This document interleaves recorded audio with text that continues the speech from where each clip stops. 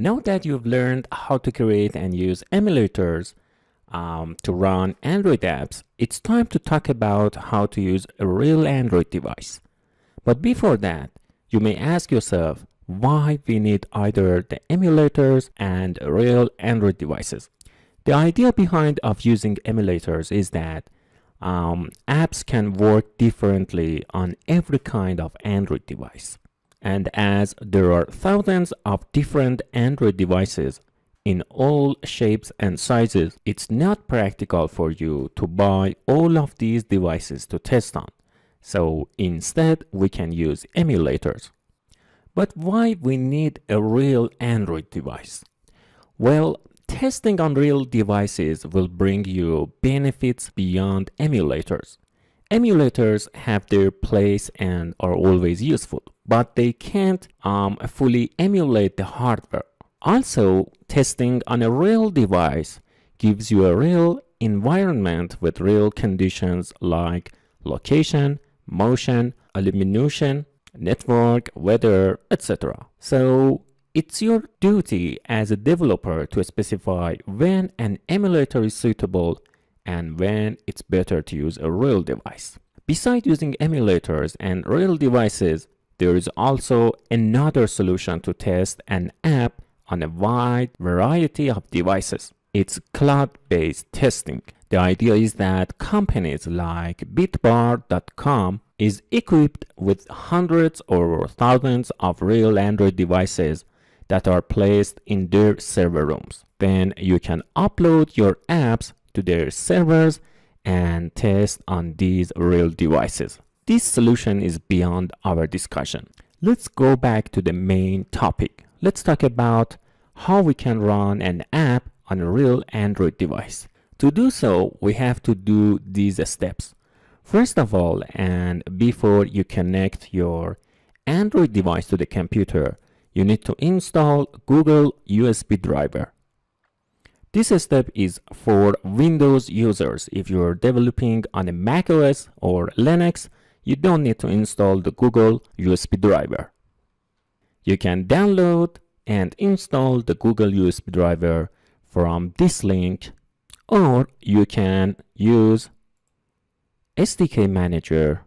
To do so, to install the Google USB driver from Android Studio, open the SDK Manager and then open SDK Tools tab and select Google USB driver. And then press apply and let it download the required files and then install it. Okay. After installing the Google USB driver, the next step is to enable USB debugging on your real device. I'll show you how to do this on an emulator, but you have to do it on your device, on your real device. Okay, let me open an emulator to show you how to enable USB debugging.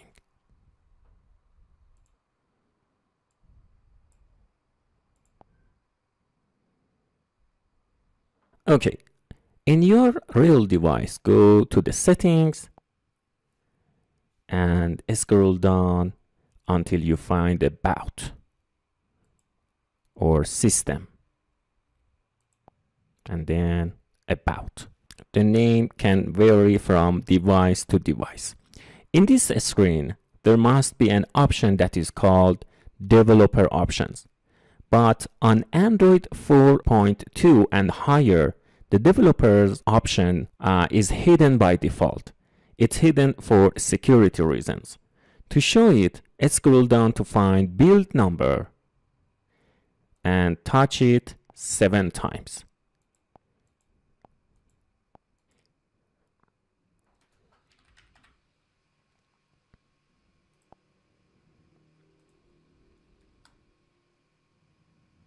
Okay, you're now a developer.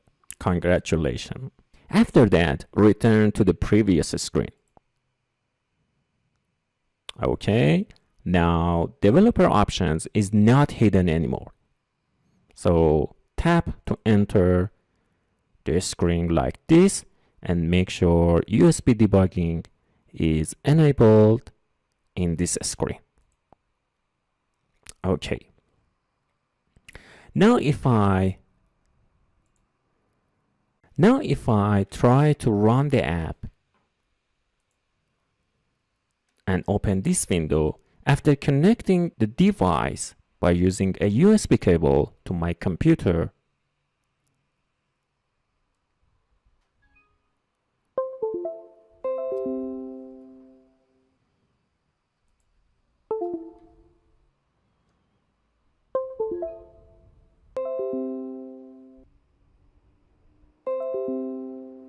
my device will appear in this list. Now a message must appear on your device that asks you, do you want to allow USB debugging? And tap OK and finish. Your device is ready to debug Android apps. Now there are two important notes related to the times that you use real Android devices or emulators. Note number one is that when you enable USB debugging on your Android device, in fact, you've done something against the security of your device. Because when USB debugging is enabled, in fact, something that is called ADB is enabled. ADB or Android Debug Bridge. ADB can control your device over USB. It gives you almost complete control over a device, even if that device has a lock screen.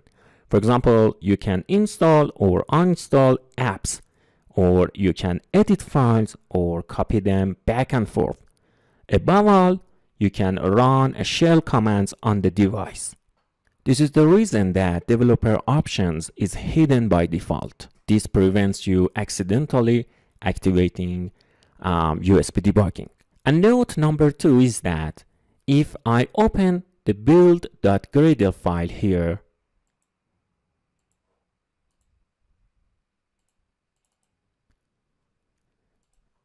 you can see a number in front of the min SDK version. This number indicates the minimum version of Android OS that your app needs to run. So if, for example, I change this value from 21 to 27 and sync the project to apply the changes, my app will need at least Android 8.1 to run. Let's see it in practice. I have changed the min SDK version to API level 27, and now I want to run the app. After syncing, okay. As you see, there is something extra in the parentheses. It means your app needs at least API level 27 to run, but the Android OS version installed on this emulator is API level 26. So keep this in mind while running your apps.